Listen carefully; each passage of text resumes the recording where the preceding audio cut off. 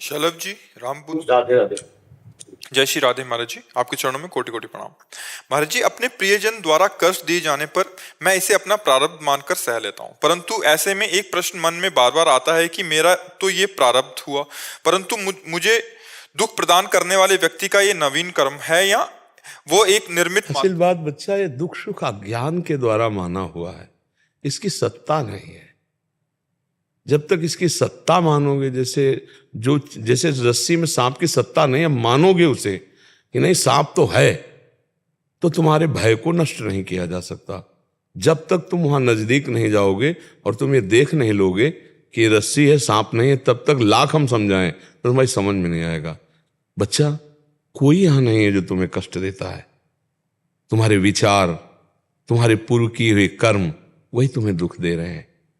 वो व्यक्ति नहीं है, वो परमात्मा स्वरूप है। अध्यात्म में ऐसे देखा जाता है, वो व्यक्ति नहीं है, उसके अंदर परमात्मा बैठा हुआ है। उसके अंदर से जो क्रिया हो रही है, जो मुझे प्रताड़ित किया जा रहा है, जो मुझे विक्षेप डाला जा रहा है, ये मुझे पावन किया जा रहा है, वो तो एक निमित्त मात्र है। मेरा कर्म उसके सर पर सवार होकर मुझे दंड भुगता रहा है। प्रतिपल कटु वचन, प्रतिपल छल कपट, प्रतिपल धमायादे साथ धोखा, वो मेरे कर्म का फल है। उसको कर्म के फल की तरफ मुझे नहीं देखना, उसके अंदर बैठा हुआ परमात्मा मुझे भुगता रहा है। शुद्ध अध्यात्म की बात। अगर व्यवहार की बात देखें तो हम अपने कर्म को भोग लेते हैं, वो जो करेगा वो भोगेगा। उसके विषय में हम क्यों चिंतित हों? हमको अपने कर्म को भोग लेना, अपने को संभाल लेना है। ये व्यवहार की बात कह रहा हूं। अध्यात्म में और कोई किसी को दुख नहीं देता है, कभी नहीं देता है। हमारा कर्म होता है तभी वो दुख मिलता है, पक्का समझो। अगर हमारा कर्म नहीं तो हमारा पड़ोसी बहुत अच्छा होगा, हमारे परिवार के लोग बहुत अच्छे होंगे, देख देख के सुखी होंगे। और कर्म बिगड़ा है तो दरवाजे के सामने वाला ही बिगड़ा ऐसा होगा, उठते बैठते चलते फिरते वो मतलब डिस्टर्ब करता रहे। तो कर्म के अनुसार से हमें वास, कर्म के अनुसार से हमें वैसे परिवार का संयोग, कर्म के अनुसार से हमारे वैसे विचार बन जाते हैं। विचार भी तो दुख देते हैं बच्चा, कभी देखते हो आप? अंदर विचार ही दुख देते हैं। बेमतलब के कल्पनात्मक संकल्प विकल्प करके हमको जलाते रहते हैं, वो हमारा कर्म ही तो है। विचार ही सुख देते हैं। कोई ऐसा विचार है आंखों में आंसू हो गया, आनंद आ गया, पुलकित हो। कोई ऐसा विचार है जल के राख हो गया, गुस्सा कर गया, गालियां अंदर से निकलने लगे। अगर वो आदमी ऐसा ना करता तो मुझे ऐसा ना। विचार इसीलिए हम कहते हैं नाम जप करो, नाम जप करो, तुम्हारे विचार शुद्ध हो जाए। जैसे विचार शुद्ध है और सामने वाले ने गाली दिया, तुरंत हमारे विचार में आया हमारे किसी पाप का मार्जन हो रहा है। बेचारा तो निमित्त है, वो तो निमित्त है। कारण उसको गाली देने के लिए प्रेरित करने वाला तो भगवान है, और वो इसलिए कर रहा है कि मेरे किसी कर्म का मार्जन कर रहा है, तो उसको बेचारे को क्या दे। जैसे अपनी जबान दांत से कट जाए, हम किसको गाली देंगे? अपने हाथ से अपने चोट लग जाती है, हम किसको गाली देते हैं?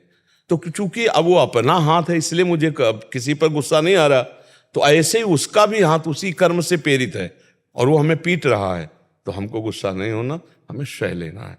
अब व्यवहार में अगर देखते हैं कि वो आदमी बड़ा नीचता का व्यवहार करता है, तो वो अपने कर्म का फल भोगेगा। हम प्रार्थना करें भगवान से कि उसकी बुद्धि शुद्ध हो जाए, वो अच्छा आदमी बन जाए, वो दुख ना भोगे, तो उसका पलट कर हमारे ऊपर प्रार्थना का असर आएगा कि हमारी बुद्धिमान हो जाएगी, हमें दुख प्रभाव नहीं डाल पाएगा। समझ रहे? एक राजा जब पधारे तो बहुत धर्मात्मा थे, बड़े पुण्यात्मा थे, भक्त नहीं थे। हम भक्त बात अलग होती है, जो भजन करता है वो बात अलग होती है। तो यमराज जी बड़े आदर से उनको लेकर के गए, पुण्यात्मा को बड़े आदर से, पर उनसे भी कुछ पाप हुए थे। तो कहा इनको नर्क तो नहीं भगवाना, केवल इनको नर्क दिखा दो। अब नर्क का दुख देखना ही, अब वहां जो ही गए तो हाहाकार मचा था, कहीं कोल्हू में पेरा जा रहा है, कहीं आग में जलाया जा रहा है, बहुत एकदम कंपा, इतना दुख जीवों को मिल रहा है। थोड़ी देर में सब कुछ शांत हो गया। तो उन्होंने यमदूतों से पूछा शांत कैसे हो? बोले आप पुण्यात्मा हो, धर्मात्मा हो, आपके खड़े होने मात्र से पूरे नरक के प्राणियों को दंड देना बंद कर दिया गया, इसलिए वो सब शांत हो गए। तो उनका अच्छा, मैं यहां से जाऊंगा फिर इनको दंड मिलेगा? बोले हाँ। बोले कभी नहीं जाऊंगा। बोले ऐसा नहीं हो सकता, यहां वही रहता है जो पाप कर्म करता है, यहां तुम रुक नहीं सकते, केवल तुम्हें देख के तुरंत स्वर्ग लोक जाना है। उनका कभी नहीं जाऊंगा। तो ये यमराज ने यमदूतों से कह दिया था बड़ा पुण्यात्मा, इसके साथ जबरदस्ती कुछ नहीं करना। तो उन्होंने सूचना पहुंचाई यमराज से, यमराज जी आए, उनका तुम्हें लेने के लिए देवराज इंद्र आ रहे हैं, इतने पुण्यात्मा तुम हो, नरक में कैसे रुको? तो बोले अच्छा ये पुण्यों का प्रभाव जिससे इनका दुख शांत हो गया? बोले हाँ। तो बोले मैं संकल्प करता हूं कि जितना भी मन वचन कर्म से अपने जीवन में पुण्य किया है इन सब नरक के प्राणियों को देता हूं और सब ये स्वर्ग जाएं और मैं नरक भोगूंगा, मैं किसी को दुखी नहीं देख सकता। यमराज ने आश्चर्यचकित हो गए कि ऐसा? तो उन्होंने कहा तुम नरक तो नहीं रुक सकते। बोले क्यों? जब हमारे पुण्य सब नष्ट हो गए, हमने सबको दे दिया, तो हम नरक भोगेंगे? बोले नहीं, इसका भी पलट कर तुम्हें पुण्य मिलेगा।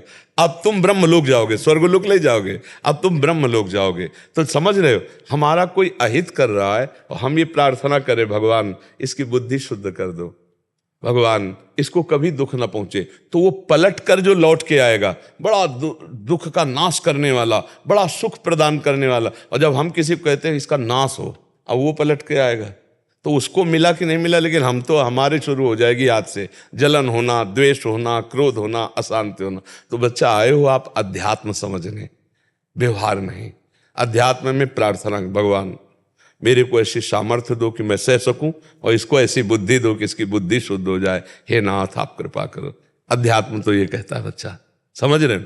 हाँ, अपने ऊपर के लिए सिर्फ, अगर किसी और के ऊपर कोई अनर्थ कर रहा है, अधर्म कर रहा है, फिर हम टूट पड़ेंगे, प्राणों की बाजी लगाकर उसकी रक्षा करेंगे, उसको बचाएंगे। ये परमार्थ का जो स्वरूप है ये ऐसा। हम सह सकते हैं, लेकिन हमारे धर्म, हमारे राष्ट्र, हमारे ऐसे समाज के प्रति आप करोगे फिर नहीं सह पाएंगे, फिर उसकी रक्षा के लिए हम आपके सामने विरोध खड़ा कर देंगे।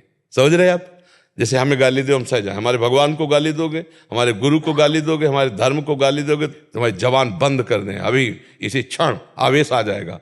क्योंकि अब उसके लिए फिर नपुंसकता नहीं धारण करनी, उसके लिए कायरता नहीं धारण करनी कि अरे नहीं, अर्जुन कह रहे हैं ना संन्यास लेंगे हम, अपने पूज्य जनों को नहीं काटेंगे। भगवान कह रहे मार इनके गले उतार, या धर्म के पक्ष में खड़े उत्तिष्ठ परंतप, चढ़ा गांडीव में प्रत्यंचा और काट इन सबको।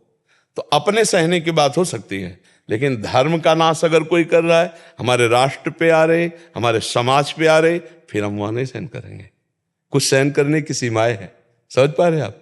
अपने को कष्ट दोगे तो सहन करेंगे, तुम्हारा मंगल मनाएंगे। तो ऐसे चला जाता है। इसमें कोई संशय इसमें? गुरुदेव जैसे दुख तो जैसे आपके वचन सुनते हैं तो दुख तो सहने का दाम आने लगा, मतलब ये अच्छा लगता है कि चल दुकान शायद ये भी बढ़िया हो रहा है हमारे साथ, जी मतलब आगे के लिए अच्छा, बहुत बढ़िया हो रहा है, आगे के लिए बहुत अच्छा हो रहा है। लेकिन ये जो प्रश्न परिवार जनों के साथ, हमारे अपनों के साथ होता है, अपने ही करते हैं जब, तो मन में ये वाला प्रश्न आता है कि जैसा अगर वो प्रारब्ध है हमारा, तो इनका तो फिर ये नवीन कर्म ये पहले से उसी की काट बताई है कि उसमें भगवत भाव देखो। वो तो बेचारा यंत्र है, तुम्हारा ही कर्म कर रहा है उसमें। उसके लिए ये मत सोचो कि उसका नवीन कर्म बन रहा है कि नहीं बन रहा है। उनके लिए कष्ट की वो नहीं बिल्कुल भी। इसीलिए तो प्रार्थना करो भगवान तो से, कल्याण चाहिए अब। हाँ, इसीलिए भगवान से एक एक शब्द में उत्तर छुपा होता है बच्चा। अभी जैसे हमने कहा ना, आप उनके लिए भगवान से प्रार्थना करो, उनका मंगल हो, उनकी बुद्धि शुद्ध हो। कहा नहीं तो मंगल हो जाएगा उनका, और वो मंगल लौट के आपका महामंगल कर देगा। एक एक शब्द अगर गौर से सुनोगे तो तुम्हारे अंदर प्रश्न ही नहीं रह जाएगा, क्योंकि वो अनुभूत वचन निकलने, तुम्हारे प्रश्नों का समाधान अपने आप उसी में है। सुन लो गौर से केवल, ठीक है।